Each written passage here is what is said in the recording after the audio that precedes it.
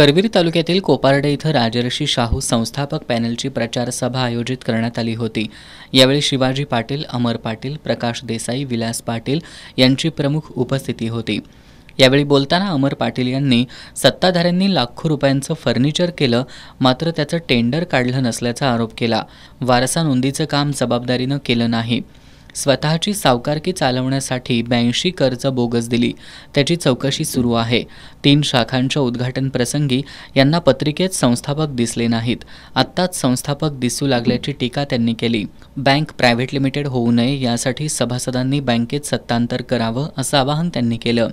बी पाटील यांनी सत्ताधाऱ्यांच्या हेकेखोरपणामुळे निवडणूक लागल्याचा आरोप केला। कळे शाखेत बँकेवर दरोडा पडला, यावेळी यांचा सायरन वाजला नाही, हा यांचा कारभार आहे अशा शब्दात त्यांनी शाखेतील कारभारावर बोट ठेवलं।